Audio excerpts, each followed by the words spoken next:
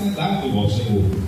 De contrapartida, após este casamento, a intenção em que ambos tiveram, Acabe e Jezabel, quando trouxeram seus ídolos, suas adorações, os seus deuses para dentro de Israel, era de que um Deus conhecido como Baal se tornasse uma divindade nacional da nação. Acabe, empolgado com essa situação, ele constrói um templo em Samaria e ali levanta o altar para Baal. E quando ele levanta o altar para Baal, os seus profetas profetizavam e pregavam em toda a nação, falando que Baal era o Senhor. Baal era o Senhor da chuva, o Senhor da colheita, o Senhor de tudo.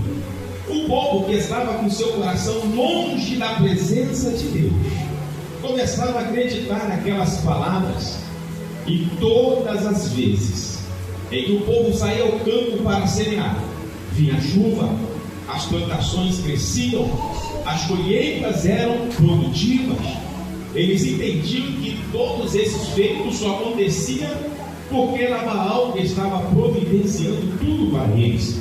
Então, eles vão agora no templo em Samaria para poder oferecer o seu sacrifício a Baal, aonde o povo se reunia e começava a prestar o seu culto, a sua adoração, o seu louvor, e também destinar a glória para Baal. Alguém que estaria no meio, ainda com seu coração acreditando nas promessas de Deus, poderia pensar: aonde está Deus, que diante de toda esta situação tem permitido isso em nosso meio? A verdade é que Deus só estava esperando o momento certo, a hora certa para poder agir. Porque se tem uma coisa que Deus não divide com ninguém, é a sua glória e também o seu louvor. Isso é tão verdade que uma certa feita Deus fala pela boca do profeta Isaías, dizendo: eu sou o Senhor, este é o meu nome, a minha glória, pois a outros não darei. Era o próprio Deus falando através da boca do profeta Isaías.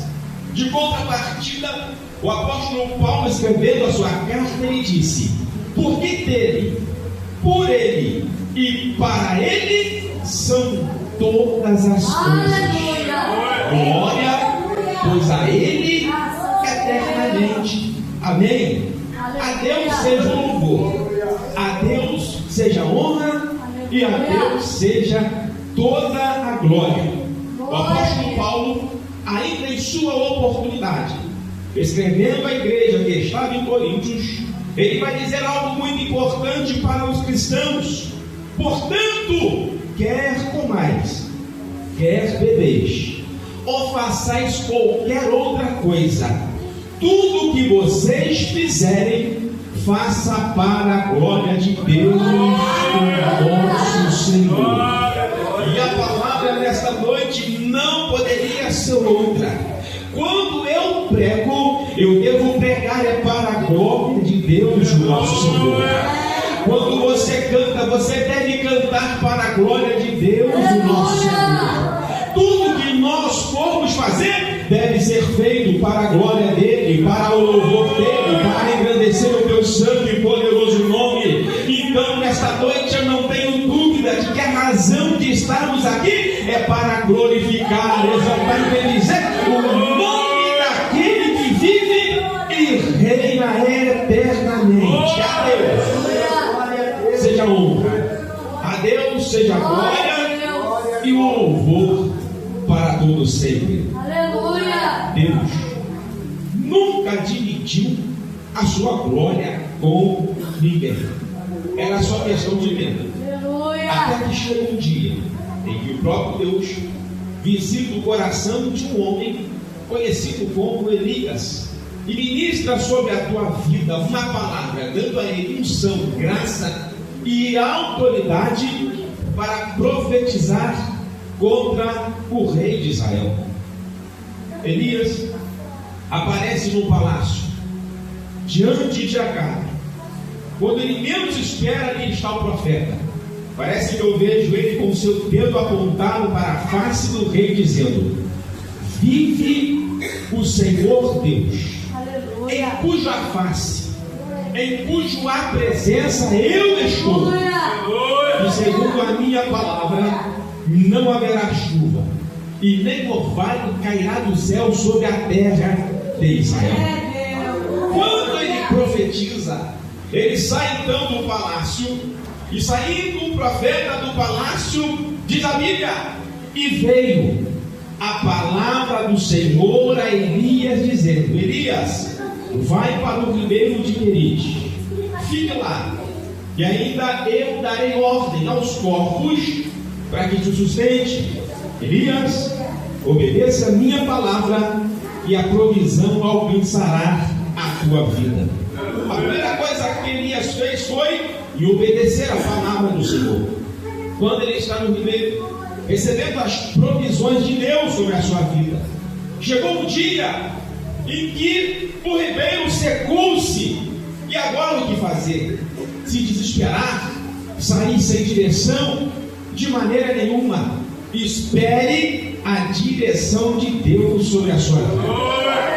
E pela segunda vez, e veio a palavra do Senhor a Elias, dizendo: Elias, vai para Serepta, porque eu já providenciei uma viúva para que te sustente. Mais uma vez, Elias, ele obedece à palavra do Senhor. Ele vai para Serepta, e lá tudo que Deus havia falado havia acontecido. Ele é alimentado. Deus se mostrou presente sobre a tua vida, e uma coisa que ele começa a entender: vale a pena em obedecer a palavra de Deus. Vale a pena ser direcionado pela palavra de Deus. Até que pela terceira vez, 3 anos de seca, 3 anos de escassez, animais morrendo, Acabe desesperado procurando Elias pelos 4 cantos de Israel, até que pela terceira vez veio a palavra do Senhor a Elias: Elias, apresenta-te a Acabe, porque eu darei chuva sobre a terra de Israel. A primeira lição que nós vamos aprender aqui é que se tem uma coisa que sempre valerá a pena, é em obedecer, em acreditar no poder da palavra de Deus. Quer ter uma vida abençoada? Creia na palavra de Deus. Quer ter uma vida produtiva? Acredite na palavra de Deus. A palavra de Deus, ela é tão importante na minha vida e na sua vida, que ela tem o poder de proporcionar tudo aquilo que nós precisamos. A palavra de Deus, ela tem o poder de proporcionar o que é alimento para as nossas almas. Lembre quando Jesus jejuou 40 dias e 40 noites, e apresentando-se a ele, o tentador disse: se tu és o Filho de Deus, mande com que estas pedras se transformem em pães. Objetivo: alimente o teu corpo físico. Mas Jesus, preocupado com a alma, disse: não só de pão viverá o homem, mas de toda a palavra, toda a palavra que sai da boca de Deus. Nesta noite a palavra de Deus está sendo alimento para fortalecer as nossas almas nesta noite, para a glória do nome do Senhor.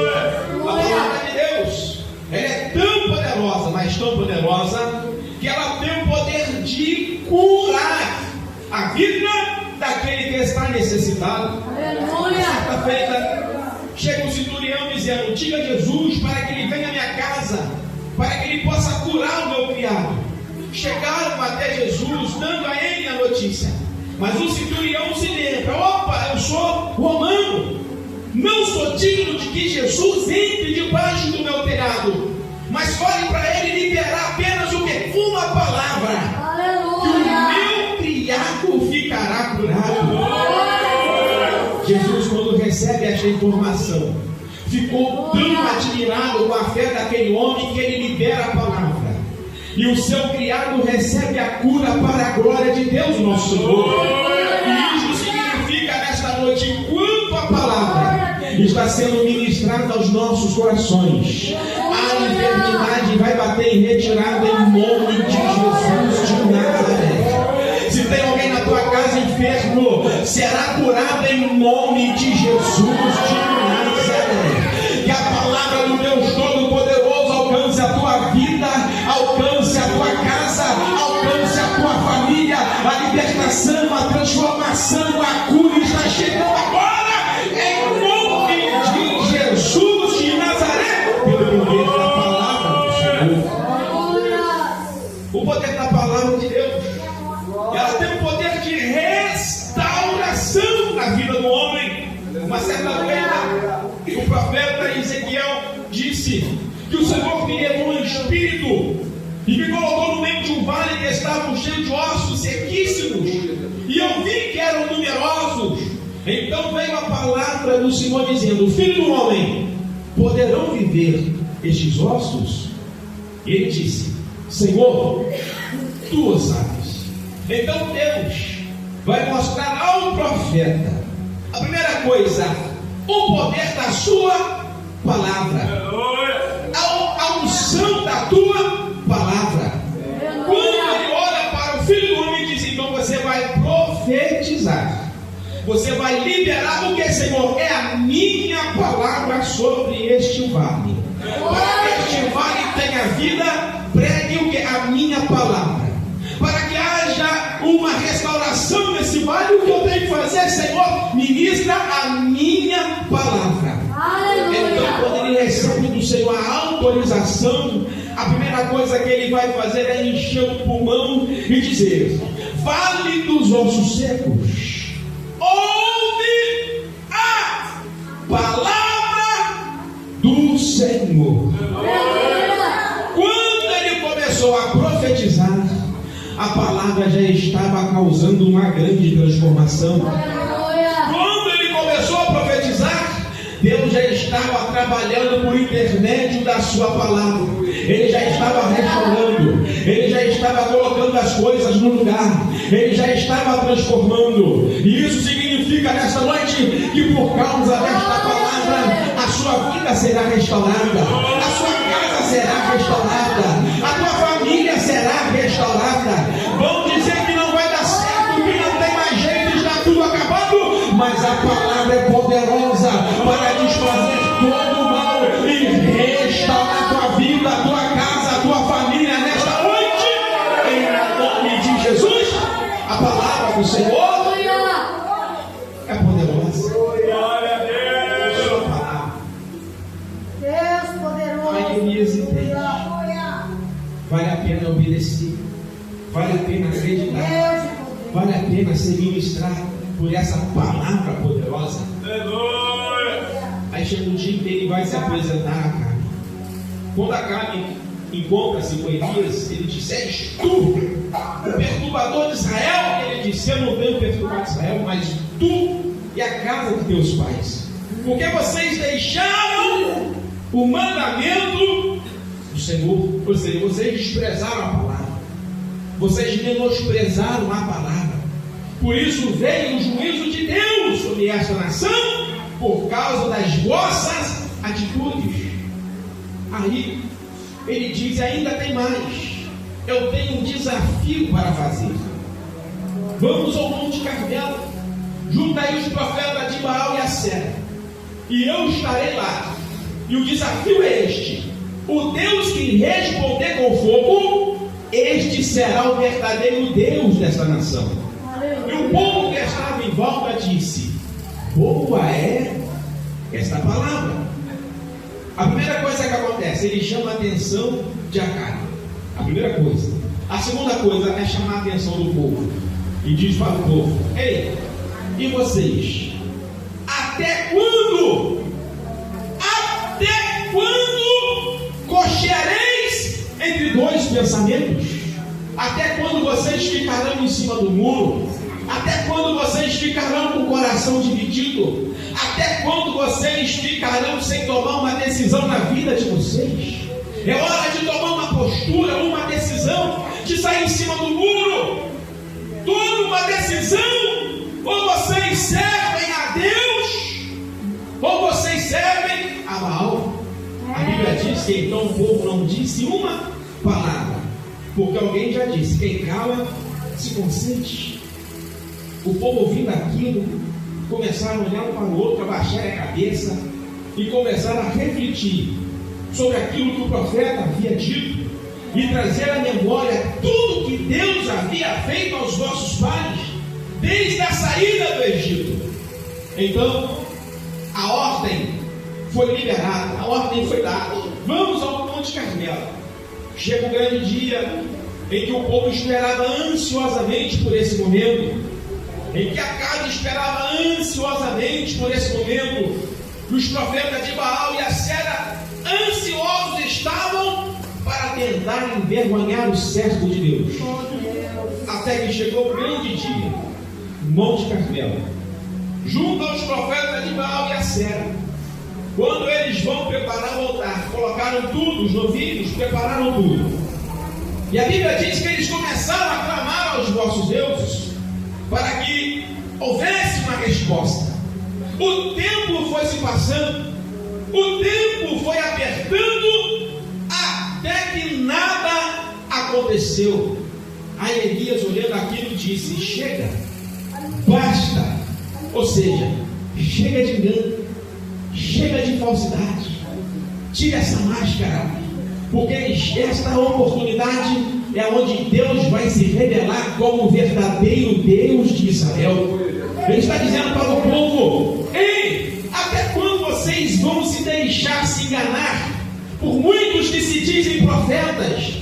Vêm em vosso meio e começam a profetizar coisas que agradam os vossos corações. Mas nesta oportunidade, Deus vai mostrar quem é o verdadeiro profeta, quem está com a palavra, quem está com a graça, quem está com a unção e quem está com a autoridade de Deus sobre a sua vida. A Bíblia diz que ele vai reparar o altar que estava quebrado e vai colocar os novilhos, os pedaços, mas só que ele faz algo inusitado, que a gente não vê nenhum outro fazer, é só ele, é só o profeta Elias. Ele olha para alguém que estava ao seu lado e diz: enche um cântaro de água bem cheio, traga e joga sobre o altar. Como? Enche um cântaro de água bem cheio e traga e joga sobre o altar. Foram buscar o cântaro de água, chegaram, derramado sobre o altar. Ele disse: tá bom, não, faça isso mais 3 vezes, até que o altar, pastor Fernando, estava encharcado de água. O altar estava encharcado, ou seja, impossibilitado de alguém colocar fogo. Tinha como você vai colocar o fogo num altar encharcado de água? Mas aqui que entra a segunda lição para os nossos corações. Quando ele disse, pastor, enche o altar, encharca de água, joga água sobre o altar. Quando ele faz isso, ele toma essa atitude, a segunda lição que nós aprendemos aqui: Deus vai se agradar de quê? Da fé de Elias. Porque a Bíblia diz que sem fé é impossível agradar a Deus. Então Deus se agrada da atitude de Elias, homem de fé e coragem. Olha só, mandou encharcar o altar de água, porque ele acredita que isso não é empecilho para mim operar o meu poder. Fé é exatamente aquilo que nós não devemos deixar desfalecer em nossos corações.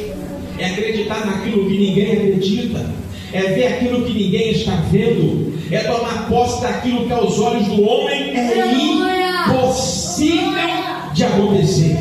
E alguém pergunta: mas como é que eu faço para que eu possa ter fé no meu coração? A Bíblia diz que então o apóstolo Paulo já dizia que a fé ela é importante para as nossas vidas, porque ela vem pelo ouvir, e ouvir é pela palavra de Deus. O primeiro requisito para que eu tenha fé na minha vida é em ouvir a poderosa palavra de Deus. Toda vez que nós ouvimos a pregação da palavra, toda vez que nós somos ensinados e ministrados em nossos templos acerca da palavra, é Deus fortalecendo a nossa fé. E quando a nossa fé é fortalecida, Deus vai dizendo: coloque a tua fé em ação, porque para mim nada é impossível para realizar em nossas vidas. A fé é algo fundamental. Uma certa feita, Jesus, ele sai com seus discípulos. Aí a Bíblia diz que ele teve fome e ele chega até uma figueira. Ele olhou para a figueira, não achou nenhuma fruta e amaldiçoou a figueira, e a figueira secou-se imediatamente.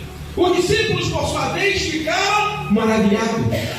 Aí Jesus disse: se vocês tiverem fé e não duvidar.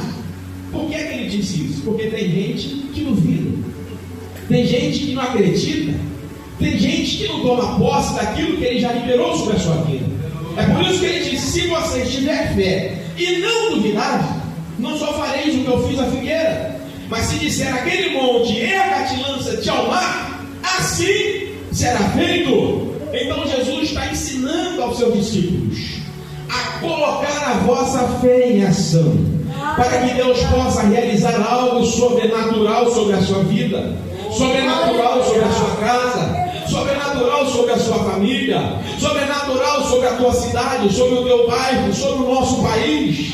Então, esta noite, meus amados e queridos irmãos, o que é que eu faço? Coloque a tua fé em ação, começa a acreditar, começa a tomar posse, começa a fazer coisas que aos olhos dos homens é absurdo. Alguém olha e diz: acordar de madrugada para orar, para que isso? Não é você colocando a sua fé em ação. Continue acreditando, continue colocando a sua fé em ação, porque Ele vai responder, Ele vai entrar com a providência e o milagre vai acontecer para a glória de Deus, o nosso Senhor.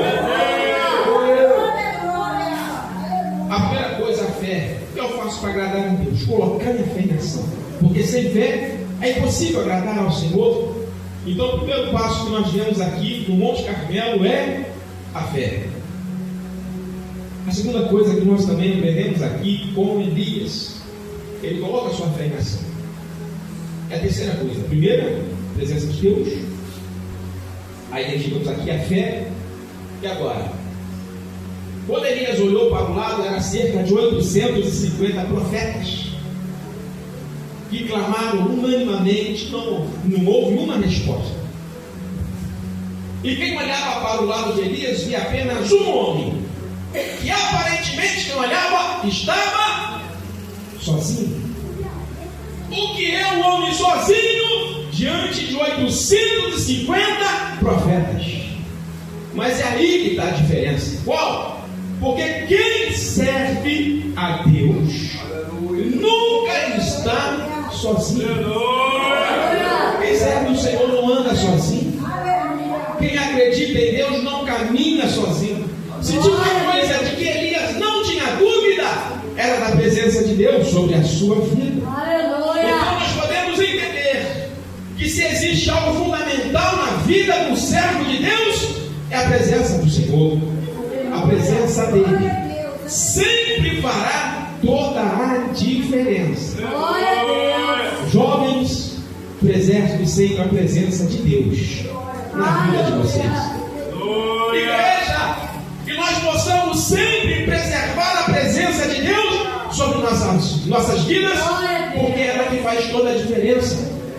Quando nós falamos de Abraão, nós falamos de alguém que foi portador das promessas de Deus. Deus disse a ele que a sua vida dele seria abençoada, as famílias seriam abençoadas, dele faria uma grande nação. Quantas promessas Deus fez para Abraão, mas havia uma condição para que ela se cumprisse. Sendo, pois, Abraão da idade de 99 anos, apareceu o Senhor a Abraão e disse: eu sou o Todo-Poderoso. A condição vem aqui, ó. Anda em minha presença. Aleluia. Abraão quer ter uma vida abençoada daqui para frente? Sim, Senhor, anda na minha presença. Você acredita nas minhas promessas? Acredito. Para se cumprirem, permaneça na minha presença. Aleluia. Então ele entende: tudo o que eu preciso preservar na minha vida é a presença de Deus.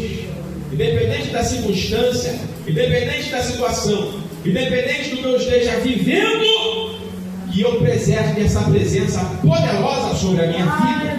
A presença de Deus, ela sempre fará toda a diferença. Aí quando nós falamos de Moisés, foi alguém que também soube experimentar o poder da presença de Deus sobre a sua vida. Mas houve um tempo em que ele estava conduzindo o povo pelo deserto, o povo com o coração ainda endurecido. Deus olhou e disse: Moisés, eu não vou mais com esse povo aqui não. Daqui para frente eu não vou mais. Eu vou mandar um anjo, mas eu não caminho mais. Mas aí Moisés, pensa num homem ousado, de coragem, olhou e disse: Senhor, se a tua presença não for conosco, não nos faça subir daqui, não nos faça sair desse lugar. Moisés está dizendo: Senhor, daqui para frente, sem a tua presença, ficaremos expostos para os inimigos. Sem a tua presença não teremos mais a direção certa. Sem a tua presença não teremos mais a tua proteção. Sem a tua presença nós ficaremos desnorteados por esse deserto. Ele está dizendo: Senhor, se a tua presença não for conosco, ninguém vai arredar o pé deste lugar. Nós, Pai querido, precisamos da tua presença sobre as nossas vidas. Moisés, ele reivindicou a presença de Deus. Porque ele entendia: não existe nada melhor e agradável do que a presença do Senhor. O tempo foi se passando, pastor, até que chegou um dia em que Moisés morreu, um povo de luto, até que Deus olha para Josué e disse: Josué, chegou sua hora, chegou sua vez, chegou o seu momento. Mas, Senhor, enxuga as lágrimas, erga a cabeça, porque assim como eu fui com meu servo Moisés, também serei contigo. Deus está dizendo: Moisés só fez o que fez por causa da minha presença, e na tua vida daqui em diante não será diferente. O povo alcançará a terra prometida, mas é a minha presença que vai guardar, a minha presença vai proteger, a minha presença vai conduzir o povo, e vocês alcançarão a terra que eu prometi aos nossos pais. Ela vai se cumprir na vida de vocês. A minha presença vai conduzir, a minha presença vai levar esse povo até lá. A presença dele sempre fará toda a diferença. Aí Jesus veio no Novo Testamento para consumar tudo, e diz nas suas últimas instruções aos seus discípulos, antes de ser assunto aos céus, ele disse: eis que estou convosco todos os dias, até a consumação dos séculos. Jesus, que conhece as nossas vidas, conhece as nossas histórias, sabe também das nossas fragilidades. Se tem uma coisa que ele garantiu, é a sua presença no meio de nós. Mas alguém pergunta: mas se alguém me lançar na fornalha de fogo ardente, não se preocupe, porque o quarto homem estará presente para guardar a sua vida. Mas se por causa da minha fidelidade a Deus, da minha comunhão com o Senhor, alguém me lançar dentro da cova dos leões, não temerás, porque o leão da tribo de Judá se fará presente para preservar as vossas vidas. Ele não vai deixar você sozinho, ele não vai deixar você caminhar sozinho, ele não vai deixar você pelejar sozinho. Ele está conosco até a consumação dos séculos. Mas se a tempestade se levantar, não se preocupe, porque ele está lá na popa do barco. Desperta ele, acorde ele, mestre! levantar, vai repreender a fúria do vento e da água, a bonança vai chegar sobre a sua vida, sobre a sua casa, e você entenderá, a presença dele sempre fará toda a diferença em nossas vidas. Para Deus, nosso Senhor. A presença dele é poderosa. Então foi o que Elias entendeu. Não estou sozinho, não caminho sozinho, não ando sozinho. Aqui estou com a presença do Deus Todo-Poderoso. E para a gente finalizar aqui, outra lição que Elias vai nos dar é sobre o valor do poder que há na oração. A Bíblia diz que a oração de um justo pode muito em seus efeitos. Então, se tem uma coisa em que Elias acreditava, era o quê? No poder da oração.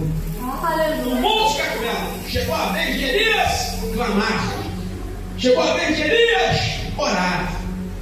Meus irmãos, e quando um servo de Deus abre a sua boca para orar, é diferente. O negócio é diferente. Elias preparou tudo. Os profetas de Baal era tudo vendo Elias. O povo, todo mundo com os olhos fitos em Elias, até que Elias vai começar a buscar a Deus. Ó Deus de Abraão, de Isaque e de Israel, manifesta-se hoje, Senhor, que tu és Deus em Israel e que eu sou apenas o teu humilde servo. E que conforme todas essas coisas eu fiz por intermédio da sua palavra. Aí quando ele está orando, a primeira coisa que acontece, o céu se abre. O céu se abre na vida de quem acredita no poder da oração. Quantos homens de Deus na Bíblia oraram e buscaram a Deus e conseguiram alcançar a resposta para a sua vida, para a sua casa e para a sua família? E nessa noite, nos tempos que estamos vivendo, não é diferente.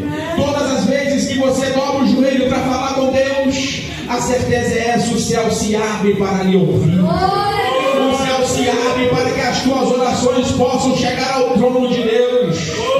O céu se abre para que o Senhor possa estar com os ouvidos atentos para ouvir o seu clamor, a sua oração, as suas súplicas e até mesmo as suas lágrimas que são derramadas nos momentos mais difíceis da sua vida. Glória a Deus. A oração. Quando o céu se abre, o povo fito com os olhos de Elias, de repente, uma labareda de fogo desce sobre o altar. O fogo começa a consumir o altar. Aleluia. O fogo começa a consumir o holocausto. O que significa? A presença do fogo sobre o altar significa a resposta de Deus pela oração de Elias. Então, quando o céu se abrir, se prepare, porque haverá resposta de Deus. Haverá resposta de Deus sobre a sua casa. Haverá resposta de Deus sobre a situação a qual você está vivenciando. Mas se passaram 10 anos, não interessa, continue acreditando no poder da oração. Zacarias e Isabel, casaram, sonho, queriam aumentar a família. Os anos se passaram, a mulher não conseguiu gerar, estéril, mas ele nunca deixou de acreditar no poder da oração. Os anos foram se passando, quando chegou na sua terceira idade, quando ele vai oferecer sacrifício ao Senhor, Deus olhou no céu e disse: Gabriel, minha cabeça, e diga para o meu servo que as tuas orações foram ouvidas. Há quantos anos ele orou para que Deus pudesse abrir a madre da sua esposa e lhe concedesse ali uma criança, uma bênção para a sua casa? Os anos se passaram e Deus disse: vai lá e diga para o meu servo que as orações dele foram ouvidas e que eu vou realizar um milagre para que meu nome seja glorificado. Ou seja, os anos podem se passar, mas as suas orações nunca serão esquecidas por Deus. O seu clamor nunca será esquecido por Deus. Sabe o que Deus vai fazer? Ele vai esperar o momento certo, a hora certa, para poder te abençoar, para poder te responder. O que eu faço? Continue orando, continue acreditando, continue sendo perseverante na oração. Paulo disse: orai sem cessar, porque na hora certa a resposta vai chegar, na hora certa a porta vai se abrir, na hora certa a cura vai chegar, a libertação, a salvação, o milagre vai alcançar as nossas vidas para a glória de Deus, o nosso Senhor. O poder da oração. Deus respondeu. E na sua oração dizia: torna, Senhor, o coração desse povo para trás. Quebra, Senhor, o coração de pedra deste povo e dá um coração de carne, para que possa ser sensível à tua palavra e à tua presença, Senhor. O coração do povo de pedra foi despedaçado. Deus deu um coração de carne, sentiu a presença de Deus, e todos colocaram o rosto em terra e disseram: só o Senhor é Deus. Só o Senhor é Deus. Só o Senhor é Deus sobre Israel. Eles acabaram confessando que não existe outro além de Deus Todo-Poderoso. Por que isso aconteceu? Baal significa Senhor. Quando Jezabel chegou e começou a profetizar, ela ensinava o povo: Baal é o Senhor das famílias, Baal é o Senhor de Israel, Baal é o Senhor da colheita, da chuva, de tudo Israel, Baal é o Senhor. Mas aí o salmista vem refutando essas enganações, dizendo: do Senhor é a terra, a sua plenitude, o mundo e aqueles que nele habitam. Ou seja, tudo que tem no mundo é de Deus. Glória a Deus. Tudo que tem no mundo é para Deus. Aleluia. Tudo que há no mundo é para a glória do Senhor. Aí eles começam a entender: não, Baal não é o Senhor da minha casa, Baal não é o Senhor da minha família, Baal não é o Senhor da juventude, Baal não é o Senhor de funil, Baal não é o Senhor da sua família.